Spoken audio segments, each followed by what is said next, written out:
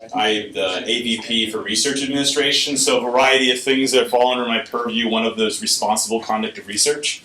So I give this presentation. We actually have someone whose job it is to investigate scientific misconduct. She works in Pocatello.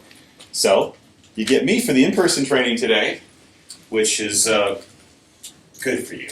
Good.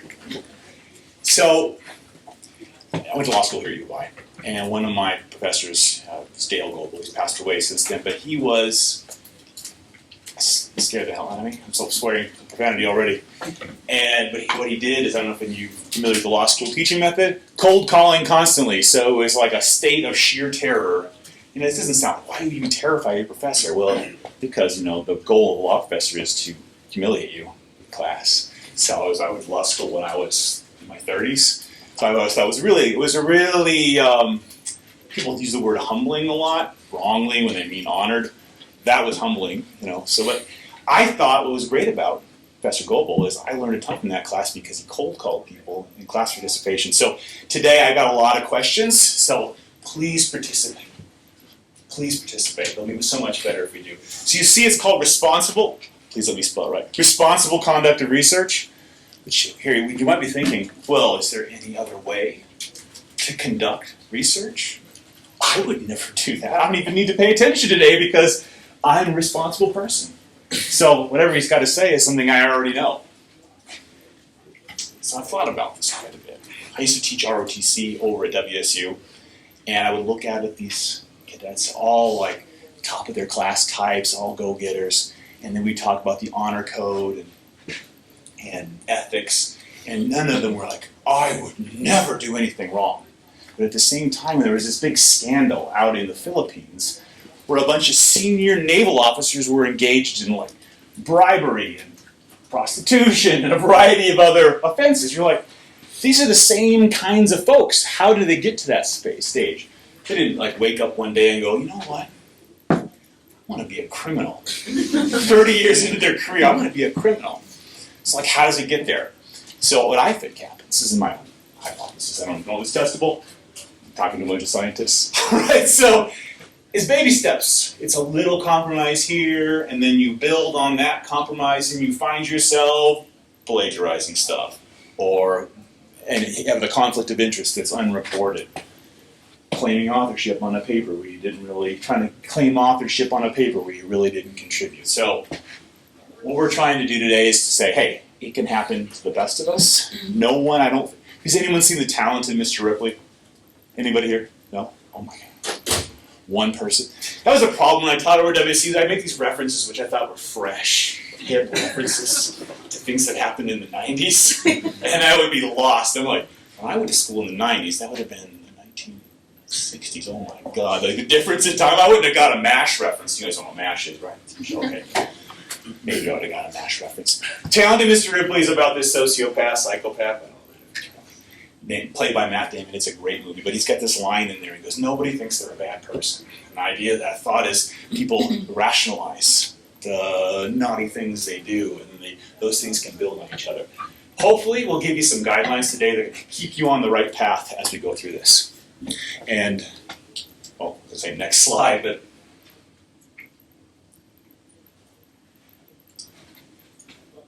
no? All right. I'll describe who I am. Okay.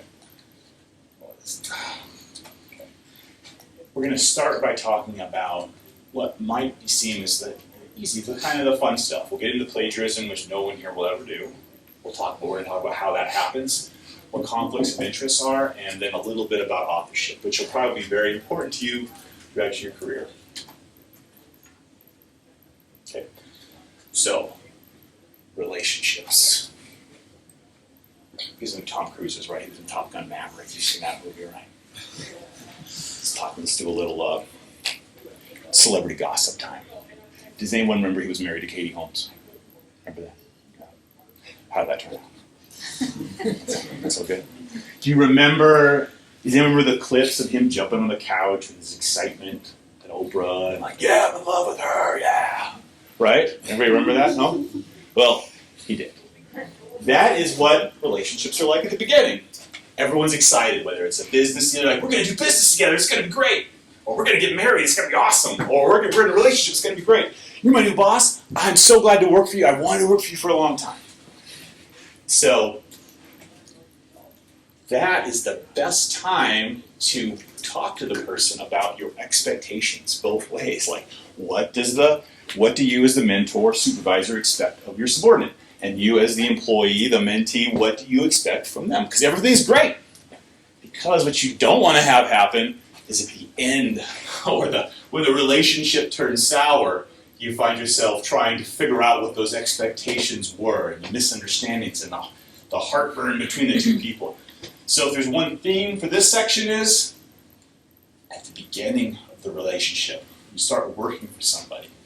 Try to figure out with them what their expectations and standards are. And you just can't sit there passively and hope that they're going to share this with you. You need to take an active role in finding that. So, mentor training. What's the ultimate? So you're research assistants. You're all mentees in a way. You might be mentoring students as well. But let's think about it in terms of your role as the mentee protege. What is the ultimate goal of that relationship? What's the goal of the mentor in that relationship? This ends with a question mark. So, what's the ultimate goal? What is the mentor trying to achieve in the relationship with you? Teach you how to do their job. So, and what do you mean by that? You're right, but what do you mean by that? I mean, if the idea of having a trainee is to educate them and give them the pathway to do what you're doing. Okay.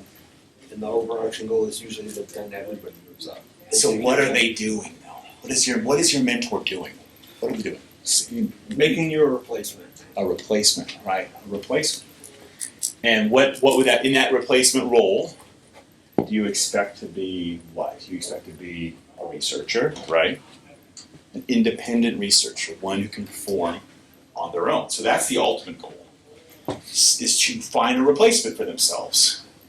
Do you think that ever is, are there any challenges to that relationship? Because there might be some other competing interests on behalf, let's say look at it from the supervisor's perspective. What competing interests might they have? They want you to replace them. What else are they trying to get accomplished? Yes? Mostly they're trying to get research that fits within their program done. Whether that's a paper or whether that's research that supports other things that they're working on. Exactly the goal right. isn't so much to replace them, because I think a lot of us aren't going to be professors. We're hoping to do other things with our degrees, but it's to get some research done. That's right. That's right. They have a ton of pressure on them. They may be working on a sponsored project where they've got a research sponsor, whether it's the federal government or a corporation that has these high standards set for them. And if they don't deliver on them, it'll be a stain on their reputation. They may be seeking tenure and they've got to get published, or they won't become tenured. They have all of this going on in their life. And there's an expectation that they'll be training people who would be their replacement. And as you correctly pointed out, many people aren't seeking a career in academia. They're seeking something else. So there's all of this pressure. So just think about their ultimate goal. Let's set aside the sponsored research, the writing papers, etc., and focus on that goal to create independent researchers' replacements. Can you think of a challenge, another challenge between you, the supervisee, and the supervisor? Yes. Differences in work ethic. That is definitely one, right? Difference in work ethic.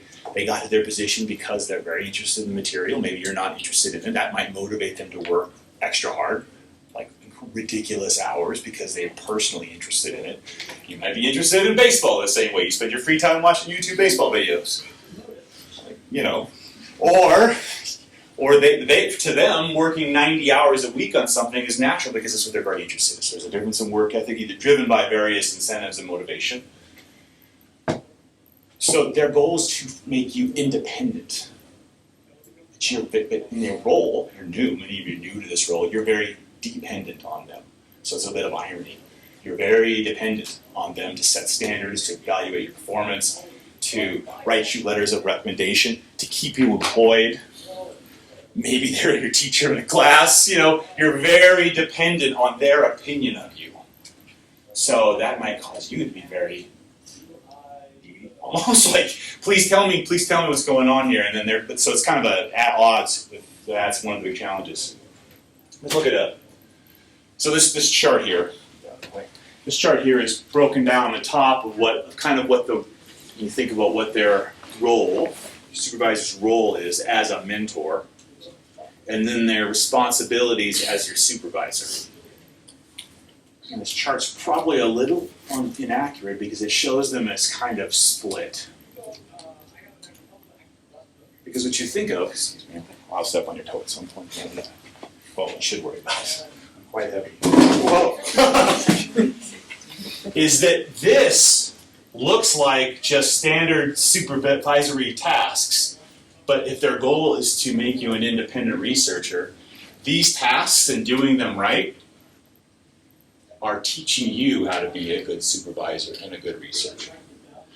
So they're mentoring you here, but this is extremely important if you end up with a similar role. Okay. Gotta be careful. This is about 5 hours of training condensed into 50 minutes, so I will, you probably won't stop me if I start telling stories, so I mentioned before that one might think, well, I'm a subordinate employee. I have a passive role. I don't get to tell my supervisor how to do their job. But these are things you're going to want to know. I think that's probably pretty reasonable. You'd like to know, they're working 90 hours a week. Do they expect you to work 90 hours a week? Are they going to tell you they expect you to work 40 hours a week or 10 hours a week or 5 hours a week? But really, there's a secret expectation that you work crazy hard that you're going to be held to. If part of your work is not just to get paid, but to earn some kind of recommendation and support in the future, what is the bar you need to achieve to obtain their support? How are things done in the lab? How are things interpreted? And if they write a paper, will you be given credit for your contributions? This is the Katie Holmes, Tom Cruise thing. What would have been better? What's a good thing? I shouldn't be giving any legal advice, so that's not the case. You ever heard of a prenuptial agreement, right? Well, that sounds awful. We're going to marry or in love. We'll never be apart, right? Well, maybe it might be a good idea, especially if you have a lot on the line, to kind of lay out what those expectations are. Now, prenuptial agreement is how you divide up assets, but here we're thinking like something in writing which describes from your boss to you what the standards are you need to meet, and what their expectations are in writing. And you might think, well, I can't just tell them. I can't tell my boss to do this for me.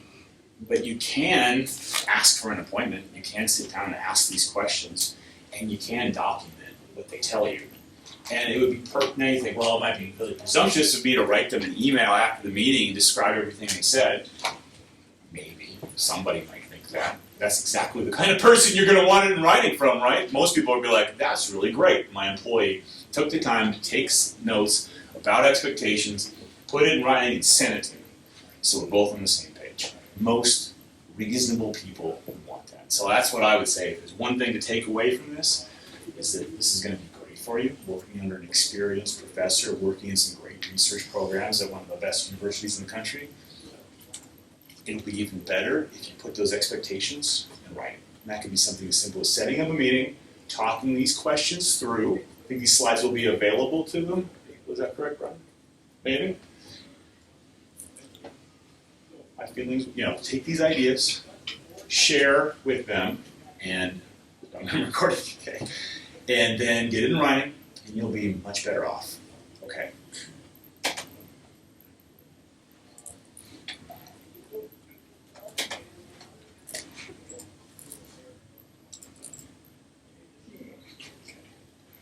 P-word. All right. So no one ever intends to plagiarize, right? I hope not. I know it's really bad. Who wants to plagiarize? Let's show of hands. No, not the case. More military example. So same thing. Yeah, the Air Force has these missile launch officers. They sit down. These men and women sit down in these missile silos, and they turn the key, and then just take out half of the world. That's their job, is to wait for that moment to destroy half the world. A job they never want to accomplish, but it's obviously very, very important. both for the Russians and for the Americans. Right? Very important job. It's a you can't fail mission. Cannot fail. You can't get it wrong. You have to get everything absolutely right. So it's the same group. These people that everyone tends to do everything right, have people of integrity, ethical people. But they've been told that they have this can't fail mission. Well, part of being missile launch officers, you have to regularly take qualification tests to show that you're presently qualified. The Air Force made it so you couldn't miss a single question on the test. If you missed one question, just one question on the test, you were disqualified. You lost your job. You got sent to some other job in disgrace. What do you think happened? What do you think the outcome was? They all cheated. They all cheated, right?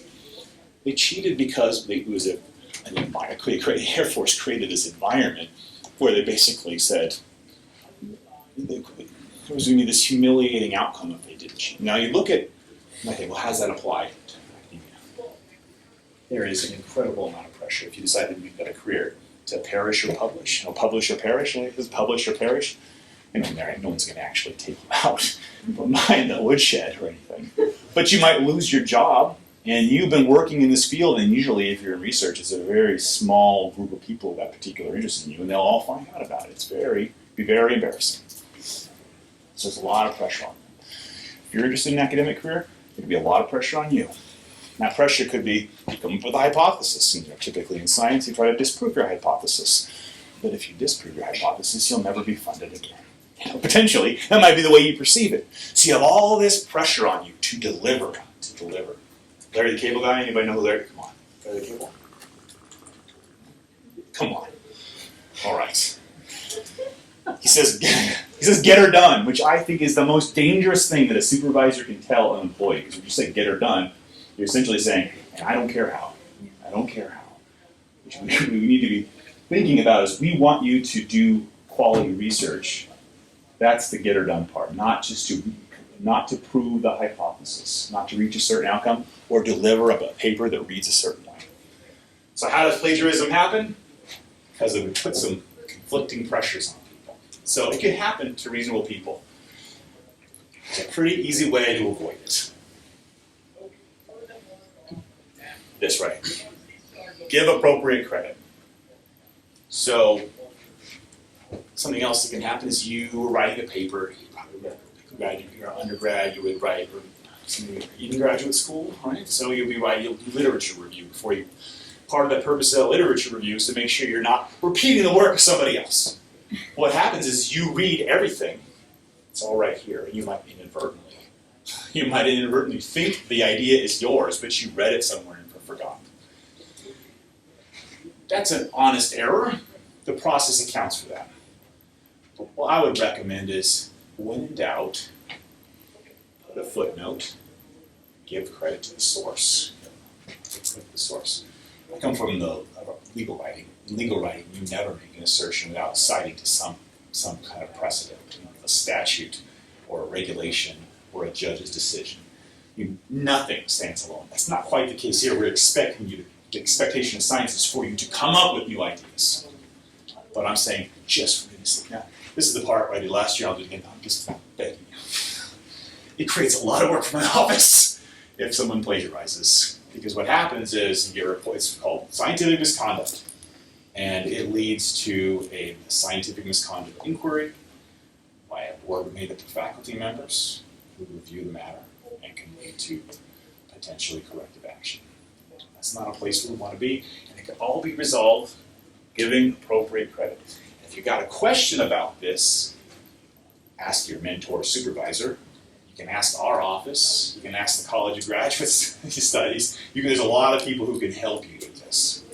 And if you're at it, I think COGS and my office have tools that can help you analyze your paper to see if there's inadvertently included material in there that requires credit. Catch it up front. Condensing. Why do people plagiarize? Pressure. There's other reasons for plagiarizing. Anybody think of any? Not really understanding what constitutes as plagiarism. Exactly. That's one. So, not understanding it. Why wouldn't they understand? I don't know, because we are not taught.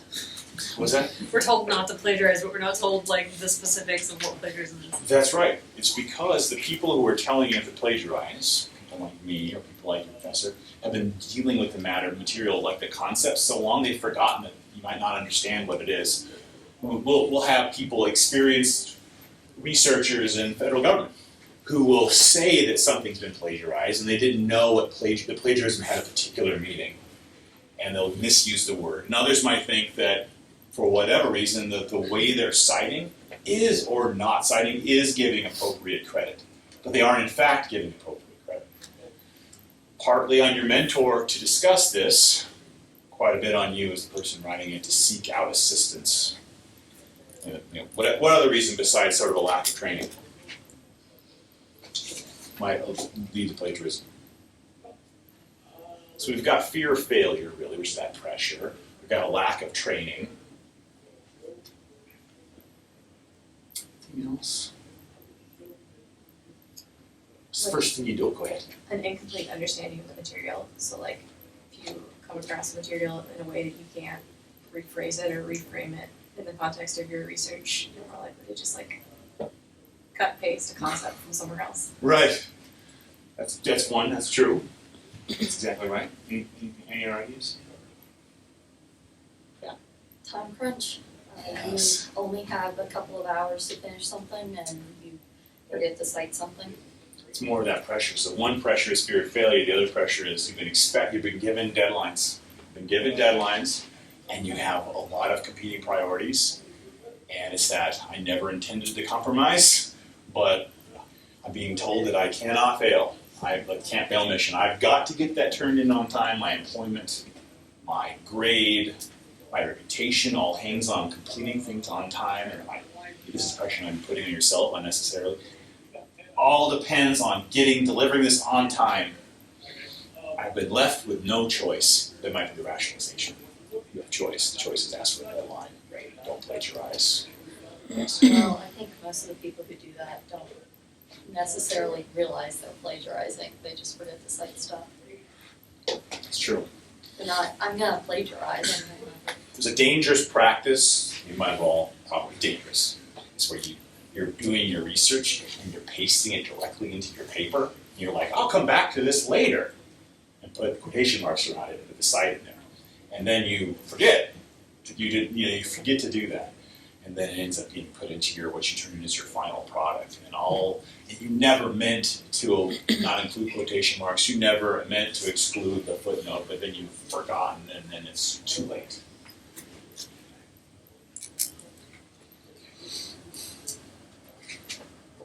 Consequences of plagiarism, anybody think of what they might be? Why does it matter? It doesn't matter.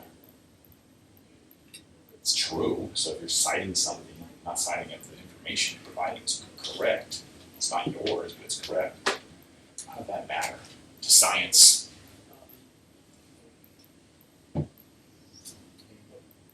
Proves the integrity of your work. In what way? You're right, but in what way would you think? How does it affect the integrity of your work? It's correct what you said. It's from the source, it's just not from you. How does that affect the integrity of your work?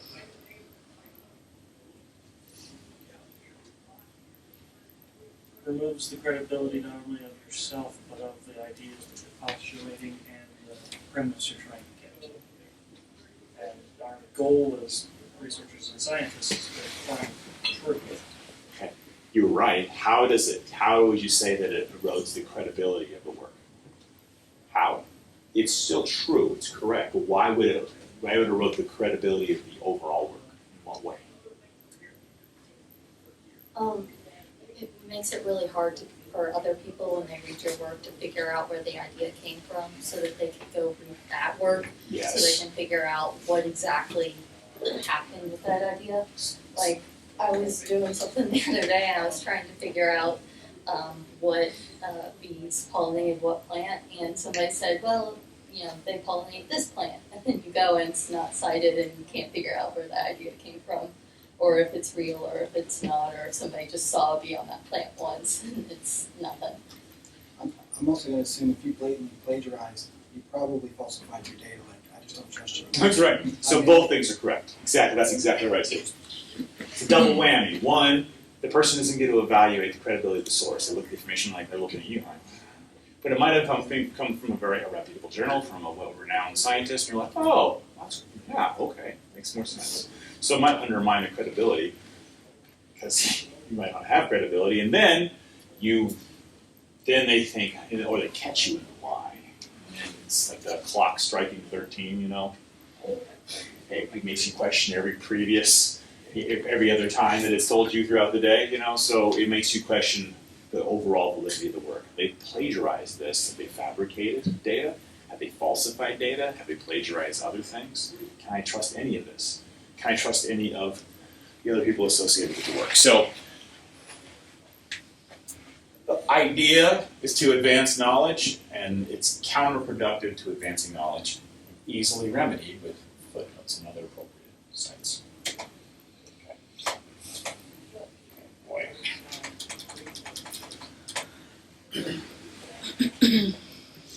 Things that you can do to avoid plagiarism should be included in the slides and should be available to them. Okay.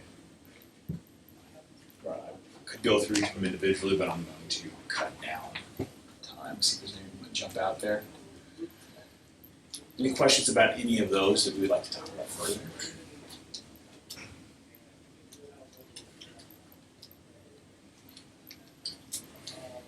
Okay.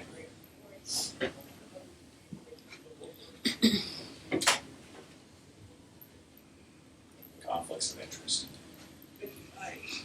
Oh, there's a question here. Oh, Just a general question. Sure. I've had conflicting answers on this in the past. Is there such thing as oversighting? Is that a thing? Some people I've talked to said that that's just as bad, or some people said that's not a problem. So do they tell you why they thought it was bad? because then you're not coming up with new ideas. No. When I was in grad school, my advisor told me that I oversighted. I'm like, I won't, there's no chance that I'm not going to put a citation in. No chance. No chance. So we compromised by keeping my cites the way they were. That was our compromise. So maybe. I can't think of an instance where it would ever be appropriate to include someone else's idea without giving them credit. I cannot think of a time we would ever do that. Yes? I had a question, it's the second to last bullet point. Oh, on the previous slide. It's about self-plagiarism, so. Oh, great question. You recycle a lot of material, at least I do, you know, like when you're going for grants or you write new papers, old papers. Yeah. What's the line for that? Like if I'm, like for the grant process, can I take text from things that I've published? Or in my thesis, my final thesis, can I take chunks from my published work and stuff and throw it in there? So I hear two things. Or can I slightly reword it, and is that really not plagiarism? So I hear two things. Actually, three things. One thing is like submitting for grants. Another is writing scholarly works. And the larger question is self-plagiarism plagiarism? Well, say self-plagiarism is plagiarism. It's not scientific misconduct plagiarism, but it is a kind of plagiarism. When it comes to grants, the process of taking something you've submitted in a previous grant and using it in another grant application is called recycling, which isn't altogether wrong. It's inappropriate to be funded twice for the same work. That's inappropriate. The question that's really relevant to this discussion is citing your previous works in a new work. So if you include material that you've already, so you publish a paper in 2021, and you intend to include material in your paper, in your research in 2022 builds on that work, and you wish to reference it and cite it, you need to put a citation to that work. You can't just take your ideas and repeat them in the new work, unless you cite to the previous work. So you would reference your other scholarly work. The idea is so you're not representing. One thing that can happen is someone could later say, this concept has been proven in 5 instances. But if it's an instance of self-plagiarism and somewhat different authors, it creates an incorrect impression that there's a more credibility to these particular research results when it's just the same results put in 5 different papers. If they're citing to each other, that's something you would identify in the literature review. That if someone else is relying on your work, they would see, oh, this 5th paper is referencing this first paper, just like papers 4, 3, 2. We're all referencing that initial paper. So you would cite to the primary source, which is paper number 1. You, the non-self-plagiarizer. Is that self-plagiarism if you provide your own citation? Yes. Actually, to answer that question, my advisor told me some information and it helped me a lot. It's not it's sometimes useful to think about plagiarism not as stealing from others' work, but scientific malpractice. In that, if you are making a claim in your paper when you're publishing to a journal, then you need to prove that. If you're not proving that in your own work, you need to cite it. So even if it is you have proven it in another paper yourself, you need to cite it to that paper. Not because you're cheating from someone else or not crediting their work, because it is your work, but because you didn't prove it in this paper. Very well said. Exactly right. Any other questions? I have a question, Oh, yes. if I may. Yes. Thank you for asking that question about self-plagiarism. Would you face these same consequences of plagiarism if you did self-plagiarize? And 2, what do you do if you catch someone else plagiarizing? That's a very good question. So, try to think of that. Or you suspect somebody has just plagiarized somebody else's work?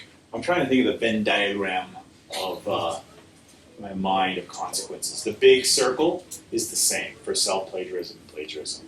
Reputational harm, effect on your career, the grade in the class, ability to publish at all. That's the big circle that's iridescent. The smaller circle, the intersection, is things within the jurisdiction of the Scientific Misconduct Committee. So self-plagiarism is not within the jurisdiction of the Scientific Misconduct Committee, but that's a minor consequence, really, because considering not crediting your previous work looks like lying, and that is not the reputation no one wants to have in their career, which is more harmful than being brought before the board. Both are bad, but they're not something. I would say don't self-plagiarize, regardless of whether it falls technically within the federal definition of plagiarism. And what do you do when you catch somebody Oh. plagiarizing?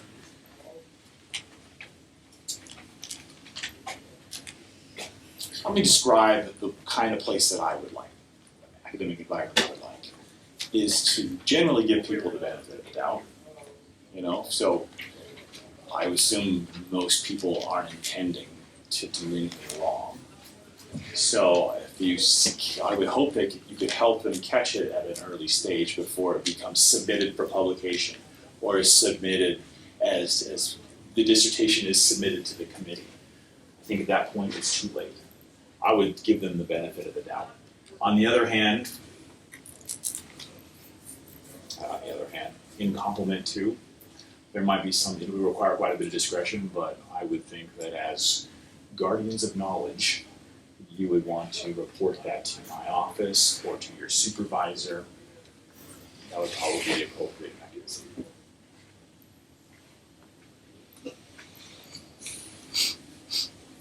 I think the goal is not to discipline people for plagiarism. The goal is to eliminate plagiarism. There's ways we can do that.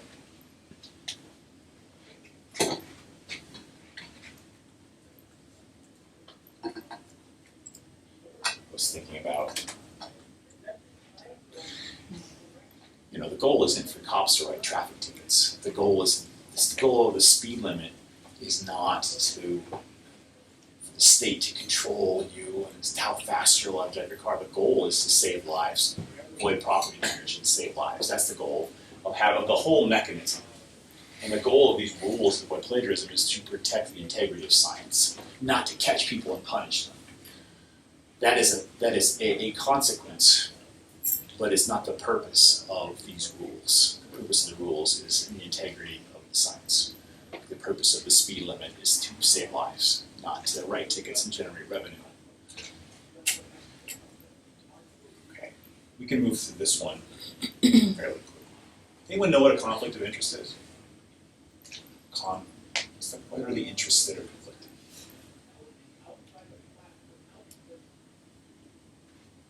What's the word conflict? What's the word interest? What would be a conflict of those? I think you do know. Anyone want to take a shot at it as an obstacle? Maybe in the context of some research scenario. Yes. If I had an investment in a pharmaceutical company and then I also published some research supporting whatever products that was from the company, and I didn't announce that, then that would be perfect. That is an excellent example. That is a perfect example. And why is that a problem? Because it gives me further, it would be helpful for me to prove that it's a helpful drug, Okay. even if it's not. Okay, so there's a personal benefit to you. It's bad because you might be promoting it for your own personal benefit. What's even worse than that? What if you're right? It is good for people, but then they see that you're personally benefiting from it. What happens then? The outcome's the same. They still think you're lying about it even if you're not. And then let's say it's a pharmaceutical, it's a drug, like how about a vaccine that helps you prevent you from getting COVID or mitigating the effects of COVID? And they think, well, Pfizer's making a lot of money off of this, so it's a big lie. What happens? I'm not telling you the science of the vaccines. I'm not looking for a fight. But what happens psychologically, or the social psychology, is they think, the vaccine's garbage, I'm not taking it because they're making money off of it, and potentially people die. It affects the credibility of the science. Think, well, it's not just that it is a big part of it is the personal benefit. That the person, like you making money off it's not the harm. The harm is it undermines the credibility. And what if it's good science? But the credibility of it's eroded and no one believes it. To the harm of the world, potentially. So excellent example. So it's not just about you taking advantage of the system. It's about the effect on the system of being perceived as doing it. I was just talking about conflicts of interest. I talk about this regularly with the colleges. I was talking with the College of Arts and Architecture, giving that same presentation, just literally right before this one. And it's the appearance of the conflict that causes the harm. There are people, you could be honest, doing everything right, but if it looks like you're doing wrong, it undermines the credibility. So that's why it matters. And it can be easily avoided by bringing it to the attention of your supervisor that I've got this situation that looks bad. What do we do? And there are mechanisms for managing that conflict to eliminate that appearance of a conflict. Okay. I'm done at 3, right? I think we got more than that. Okay. So much for the Socratic method, I'll just lecture. You got time? Okay. Okay. Why is, there's a saying, it doesn't matter there's no limit to the good you can do if you don't care about taking credit for it. Right? That's like, I think that's John Marshall. But here, in science, we want you to take credit for it. What are the reasons? Why is it important that you get credit for your work? That the appropriate credit is allocated for the work? Can you think of some reasons? So that it doesn't get misinterpreted. So like something comes back to the source, they know what you were thinking versus just. So they know if you've written it, they can come to you to ask questions. So that's exactly right. That's one very good reason. So you can track it in the first place to be able to figure out who you're supposed to talk to. Science is a very collaborative field, so if you want to build off of someone else's ideas but you don't know who put forth the ideas, you can't do that. Exactly right. Exactly right. Exactly right. Yes. Motivation to do good work. Yeah, it's nice to be given credit for the 80-hour work weeks you're putting in, and that's yes. So you can make money off It's true. Got a bunch of papers. People invite you to speak to things. They want to start companies with you. Yeah. Well, more than that, it speaks to your credentials as a scientist. Absolutely. Absolutely. It's part of your CV. that you're going to include. Yeah. To avoid conflicts of interest and plagiarism. Yeah, that's right. That's right. There's two things there I want to talk about. The avoiding conflicts of interest. I think we understand that piece. If we know who wrote it, then we can look at their bio and we get to assess whether they have credibility here. But the avoiding plagiarism part. What do you mean by that? I mean that if I write something and you take credit for it, that's plagiarism. And if I can prove that I wrote it before you did, then you're in trouble. That's true. What if, a lot of people have more than one author, one of your co-authors has plagiarized? What happens to you as a co-author?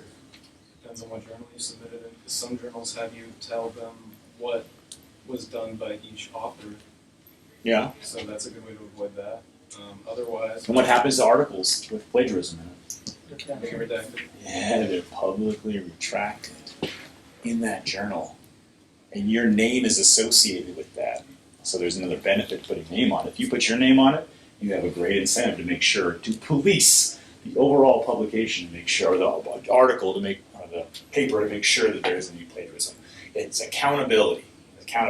Finding that person that you can talk to about the research adds credibility to the work and it promotes accountability among authors.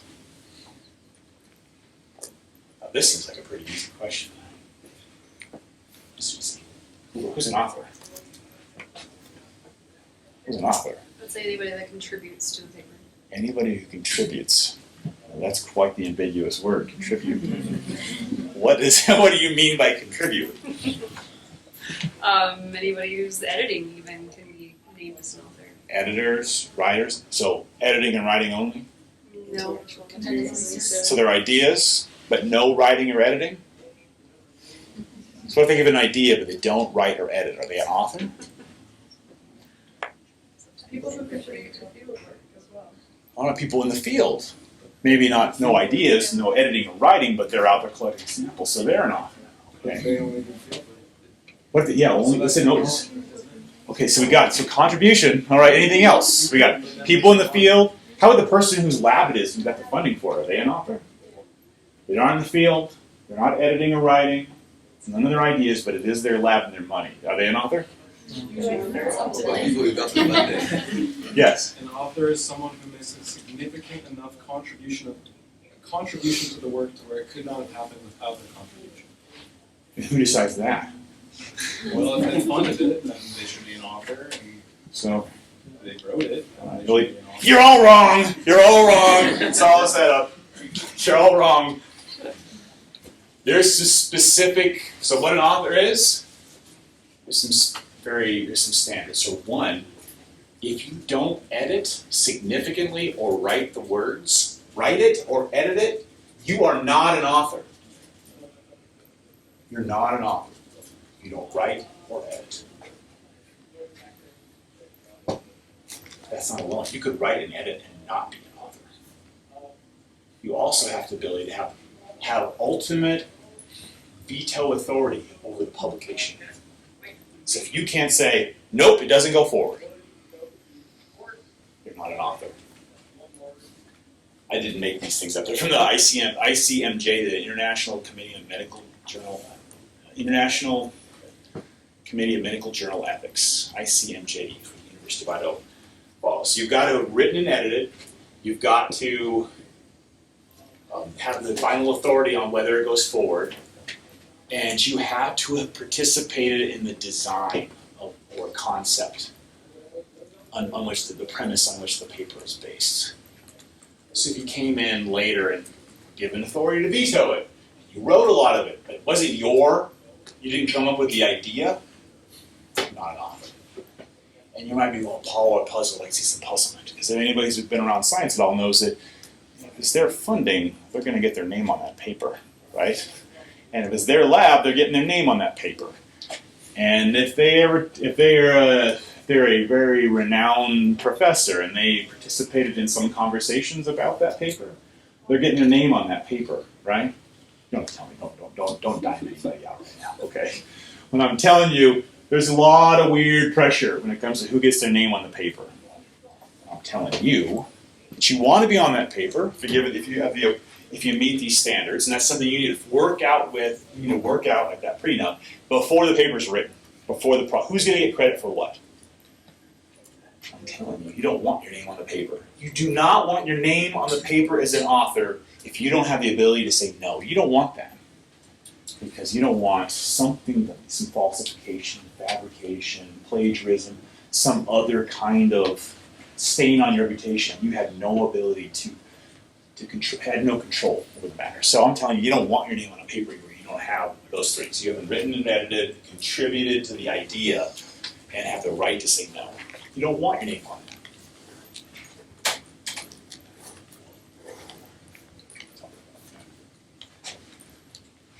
How am I doing on time? Perfect. The goal, independent researchers. The challenge, you're very dependent on them. How do you deal with it? You talk to them about their expectations, and you document it. Plagiarism, it's taking someone else's idea, sharing it as if it's your own without providing appropriate credit. Easily avoided. Conflict of interest, it's not just about personal benefit, it's the effect on the research itself. People perceive that you were conflicted, it'll undermine the credibility of the research.